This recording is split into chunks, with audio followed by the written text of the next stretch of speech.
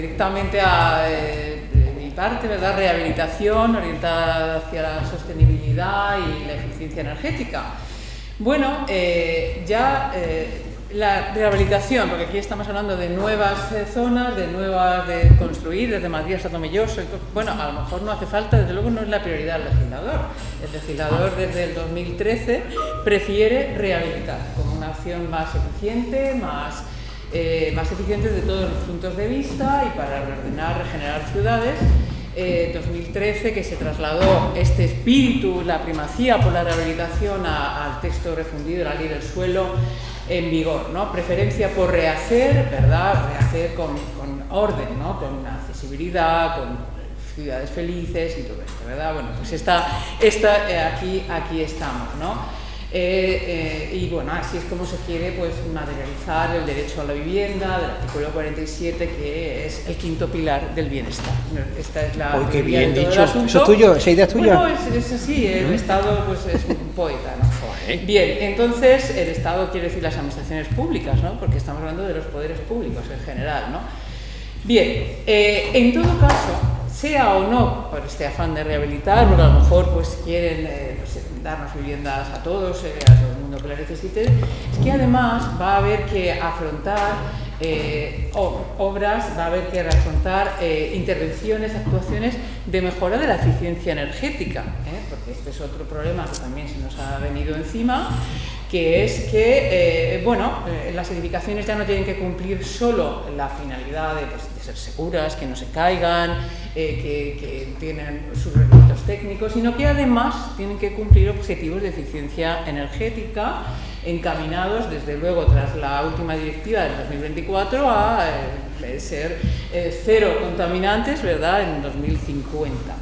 En fin, esto ya hemos pasado de un momento inicial donde, bueno, aquí también hay muchos temas de interés notarial, de interés en la vida de los contratos, de esas obligaciones de informar sobre la eficiencia energética, la que tuviera la edificación, esas obligaciones, bueno, que ya pues se discute, bueno, no hay que discutir, no pasaba nada porque no constase en la escritura pública, ¿verdad? Porque esto no impedía el otorgamiento de escritura pública, sino certificados y demás, pero hemos pasado de ese punto de obligaciones de informar a incrementar sustancialmente las obligaciones, que en las reformas siguientes pues se incrementaron pues por supuesto, obras nuevas, reformas importantes, obras de las administraciones públicas, hasta que llegamos a la directiva preocupante, ¿no?, que es la de 2024, que España tiene que transponer en 2026, que obliga directamente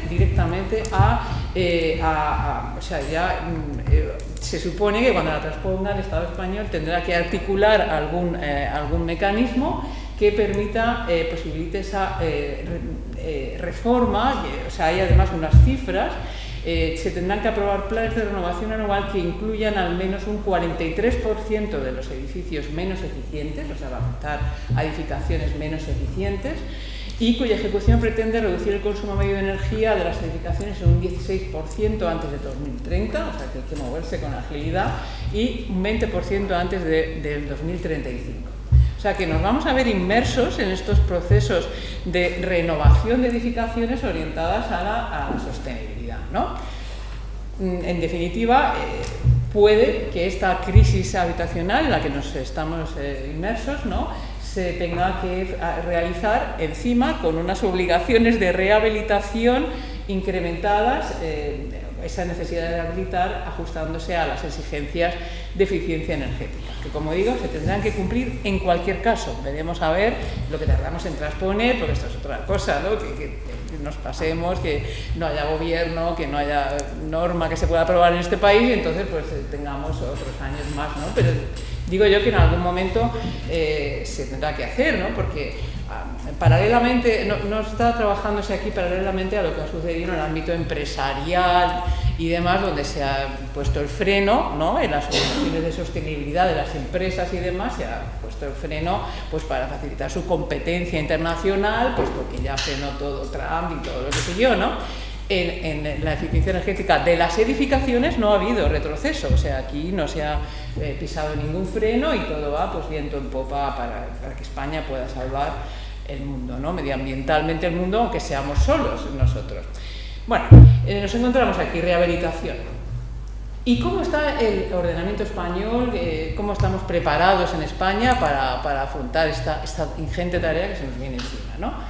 Pues lo cierto es que si uno examina, y seguro que vosotros lo podéis hacer mejor que yo, ¿no? Examina en general el conjunto de normas públicas, privadas, urbanismo, aprobación de planes, todo, pues ya, bueno, muchas cosas han salido aquí, pues tenemos bastantes signos que asustan, ¿no? Porque revelan cierta inseguridad jurídica o al menos una falta de preparación, ¿no? Para afrontar esa carrera que tenemos que hacer para dotar de viviendas, probablemente con preferencia rehabilitando zonas y, como digo, además cumplir las obligaciones de eficiencia energética.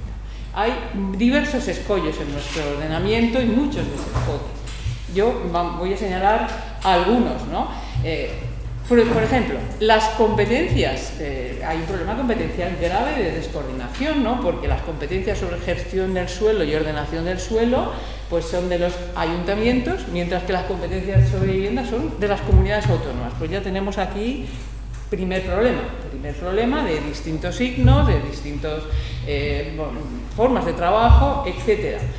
También asistiremos, cómo no, porque ya ha pasado en estos años precedentes, a conflictos competenciales entre el Estado y las comunidades autónomas a la hora de regular pues, previsiones relativas a la eficiencia energética, con normas paralizadas, porque se recurre, ha habido varias ya decisiones, sentencias, del Tribunal Constitucional resolviendo estos problemas.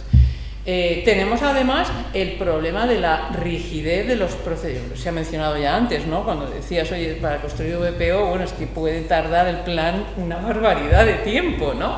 Claro, efectivamente, es que son procedimientos muy rígidos, muy pesados y extremadamente complejos todos los instrumentos de planeamiento y ya no digamos si encima se impugnan, porque esta es otra. Si como encima haya una impugnación, pues estamos en una situación de grave inseguridad jurídica no solamente también, ¿no? Por los largos plazos de resolución de los tribunales, ¿verdad? Las posibilidades de recurso y también pues por esa jurisprudencia de las salas de lo contencioso del Supremo, recientemente la ha vuelto a confirmar en junio pasado, pues que la nulidad del plan por omisión de un informe preceptivo y vinculante, pues ya está, es insalvable, aunque haya actos administrativos posteriores, aunque haya actos confirmatorios, aunque haya lo que haya después, el plan ha de anularse. Todo esto decisiones que se adoptan, en este caso era un plan del año 2014, que finalmente confirma el Supremo en 2025 su nulidad meridiana. O sea, creo que no estamos muy preparados, ¿no? Para solucionar lo que se quisiera solucionar con ese plan de 2014 para la situación que hacía falta en ese momento, tras su aprobación compleja, pues finalmente fijaos, ¿no? cómo ha ido esto.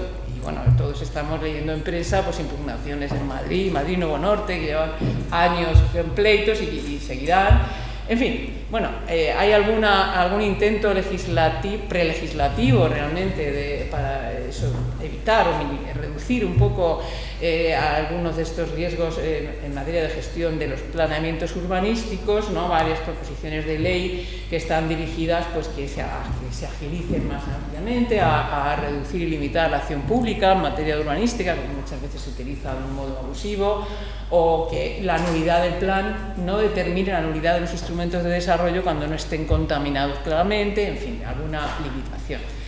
Qué duda cabe también que afecta no solo en lo que es el planeamiento, sino en los procedimientos de gestión y, de concesión de licencias y autorizaciones de edificación.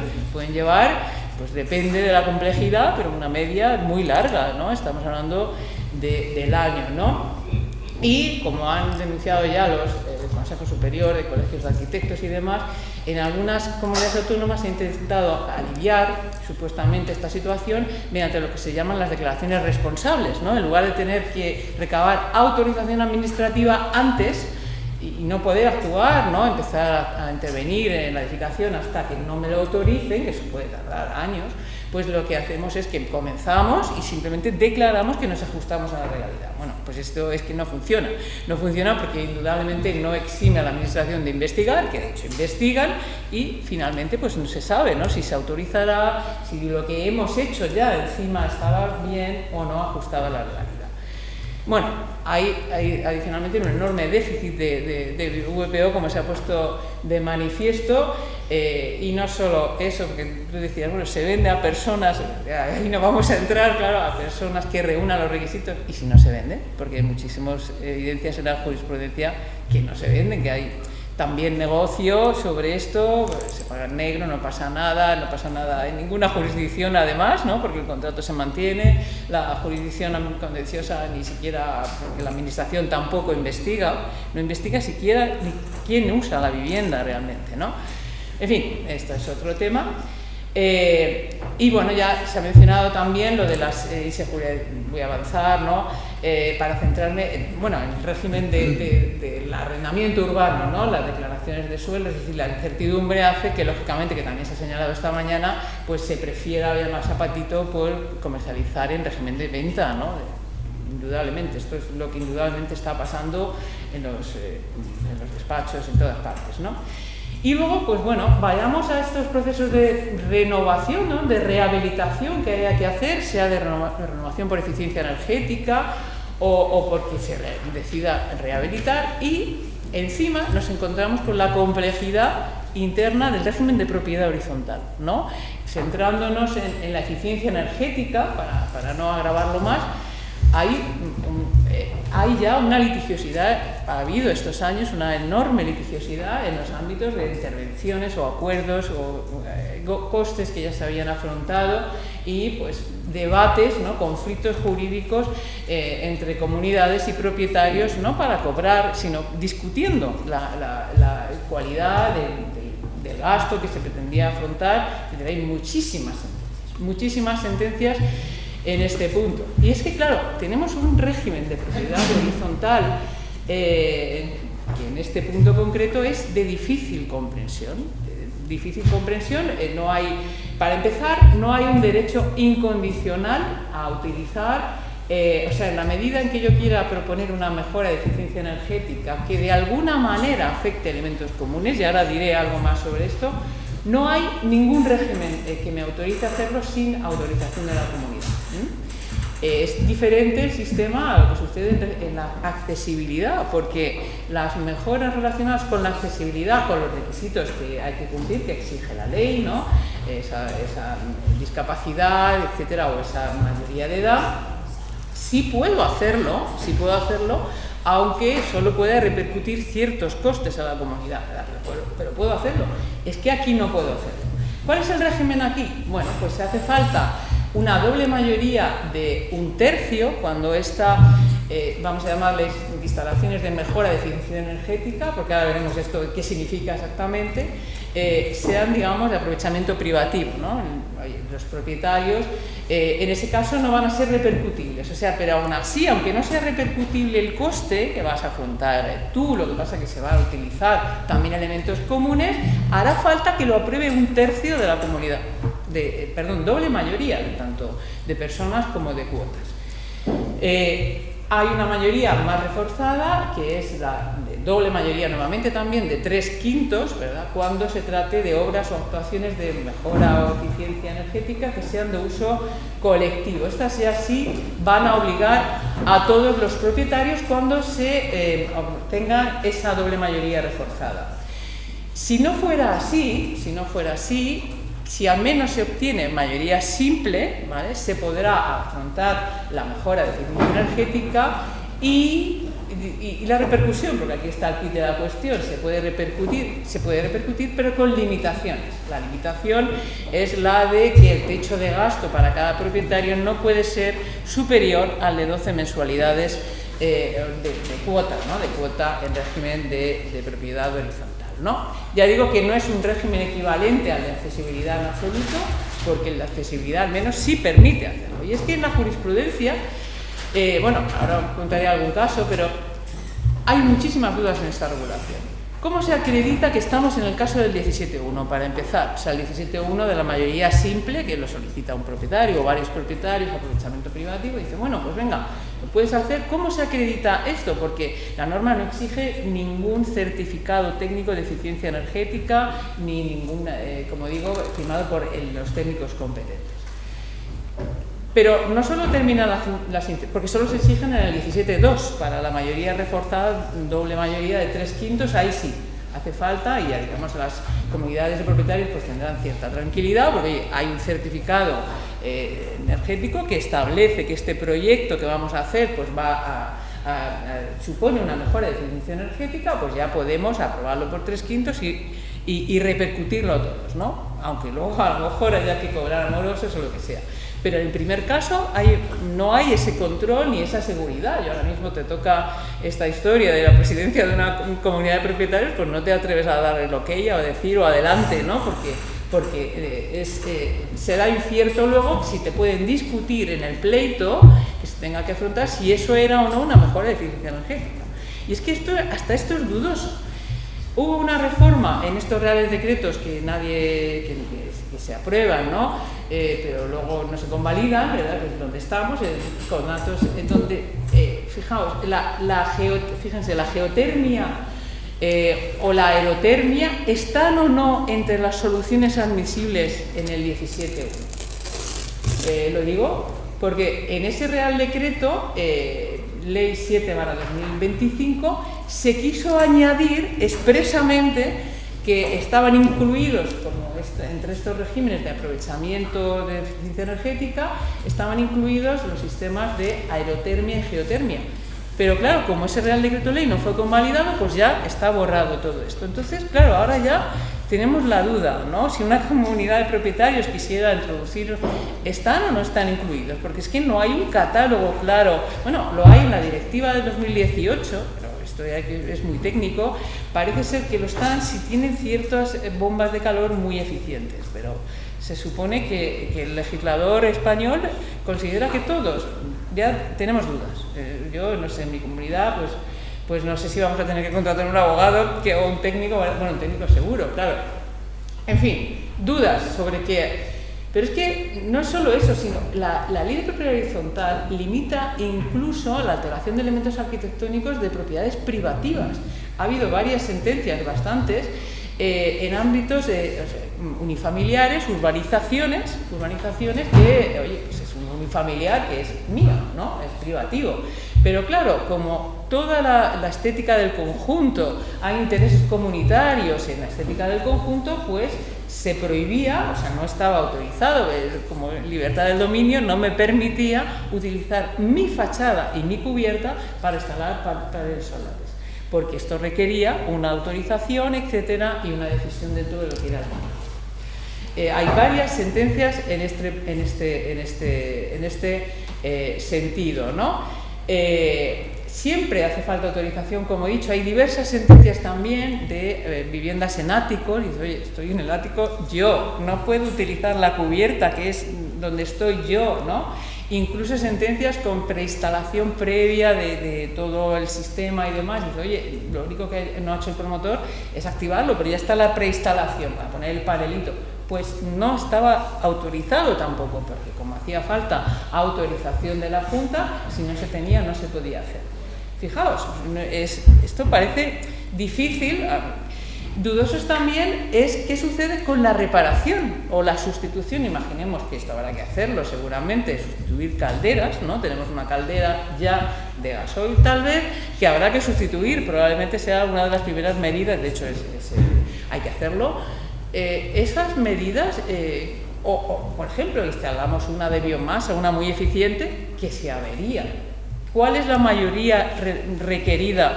¿Hace falta mayoría de 3/5 para que el coste de la nueva caldera sea repercutible a todos? ¿O esto es una reparación y por tanto el régimen de mantenimiento y conservación? Bueno, pues esto es discutido en las audiencias. No hay tampoco uniformidad. Hombre, el sentido común te dice, pues será un acuerdo, el acuerdo relativo al mantenimiento de elementos comunes, ¿no? Que es mayoría simple. Pero fijaos, qué complejidad extraordinaria o qué régimen se aplica en algunas intervenciones, pues según se ve en la jurisprudencia menor, en las sentencias, estas intervenciones, ¿qué régimen se aplica cuando, oye, vamos a reparar la fachada? Porque hay que repararla, es una obra de reparación, pero claro, vamos a adoptar una decisión eficiente desde el punto de vista energético. Por tanto, va a haber una intervención dirigida a reparar la fachada y además pues se va a hacer con medidas de eficiencia energética. Entonces, ¿qué mayoría hay que aplicar aquí? ¿Veis, no? La de 3/5, pues como es una medida de eficiencia energética, nuevamente un tema discutido también en las audiencias. Y sobre todo en las audiencias. O sea, aquí hay controversia jurídica servidísima en el punto. Ya me están diciendo que acabamos del Supremo, no hay demasiadas cuestiones, pues si acaso ha habido una sentencia que es una instalación de mejora de eficiencia energética. Por ejemplo, el Tribunal Supremo ha tenido que decidir si los lucernarios abiertos por ese que estaba en el ático y que argumentaba que mira, es que me da luz, así gasto menos, pero se gasta menos, si eran o no un elemento de mejora de eficiencia energética. En fin, simplemente ya dos pinceladas, porque diréis, bueno, pues no hay problema, hay problema en régimen de propiedad horizontal, ya no hablemos del régimen del arrendamiento. Imaginemos que encima las viviendas, o estas que hay que rehabilitar, ¿no? O que vamos a rehabilitar o que vamos a reformar para introducir mejoras de eficiencia energética, salvo que el legislador modifique de alguna manera la ley de arrendamientos urbanos. Lo cierto es que la ley de arrendamientos urbanos no facilita la realización de reparaciones y obras, ni facilita desde luego la repercusión de coste con muchísimas limitaciones sobre los arrendatarios. Y ya no digamos si es el arrendatario, el que supongamos, que quiere afrontar, tampoco puede sin consentimiento del arrendador. En definitiva, nuestro ordenamiento no está preparado y el legislador ojalá pueden hacerlo mucho las comunidades autónomas. Me temo que no pueden hacer todo, o sea, modificar el régimen de propiedad horizontal, ni siquiera para el territorio, pues no pueden hacerlo, no carecen de competencia para hacerlo, y el legislador pues debe ponerse pilas, ¿verdad?, para avanzar todos juntos y que realmente pues se pueda dar seguridad jurídica, porque estamos hablando de inversiones costosas y de aventuras jurídicas donde una comunidad se mete en el barco, ¿no?, ¿verdad?, y a saber dónde acabamos normalmente en los tribunales, ¿no? Pues nada más, muchísimas gracias y quedo a vuestra disposición.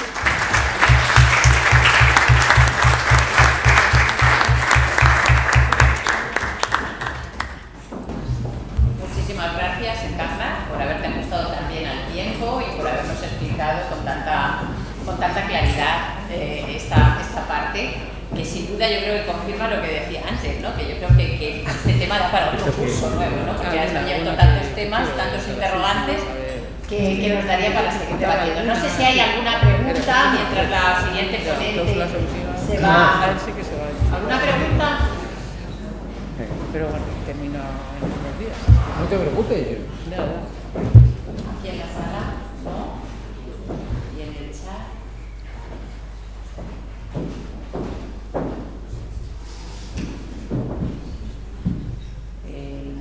¿Qué pasó? Bueno, nada, estoy buscando ver si hay alguna pregunta, pero... No, el peso de la burocracia. La burocracia es extraordinaria. A eso sumemos las ayudas, que las hay. Pero también tiene muchísima burocracia. Pues ahí está. Tremendo. Es muy difícil a pesar de que las directivas nos han invitado, nos obligan de hecho a que los estados faciliten los procedimientos, faciliten la información, la difundan. No, me temo que no está sucediendo. Mira, Encarna, no llega fácil, a pesar de que, bueno, ese teléfono de la vivienda del que tú hablabas ayer, ¿verdad?, costará muchísimo implantar y espero que sea eficaz el gasto que se asuma. Fíjate, cuando estabas hablando de la directiva, me recordaba la directiva sobre el certificado de suficiencia energética, sí, que tardó mucho. España agotó el tiempo de transposición, lo adoptamos en unos mínimos a desarrollar por las comunidades autónomas, y las comunidades autónomas lo desarrollaron al máximo posible, de manera que se convirtió en otra tasa más a pagar por el administrado a favor de la Junta de Comunidades y el arquitecto de turno. Y meter un tocho de cosas en la escritura que dice, bueno, ¿y yo para qué quiero esto? Dame un CSV únicamente que lo has pasado. Es decir, el problema es que estamos haciendo una transposición de una legislación que a veces es lógica, otras veces menos lógica, que conlleva tiempo, dinero y no sacamos mucho en claro, porque a mí, salvo que vayas a hacer una reforma integral, la mayoría de las viviendas no son así, pagar 250 euros a la Junta de Comunidades, otras tantas al arquitecto, para que me digan que tengo que cambiar las ventanas, Ya. no sé. Oportunidad de dinero para todos. Eso mueve economía Y para el notario, porque y para el echa notario, más folios. Claro, Exacto. también. No, pero es que no es lógico. Pero Claro. hay actividad económica, ¿no? Y para el ayudante de notario, para el oficial, todo el mundo ahí.